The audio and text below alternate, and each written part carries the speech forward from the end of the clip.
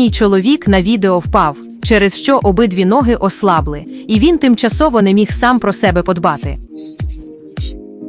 Родина придбала йому цей пристрій для підтримки колін.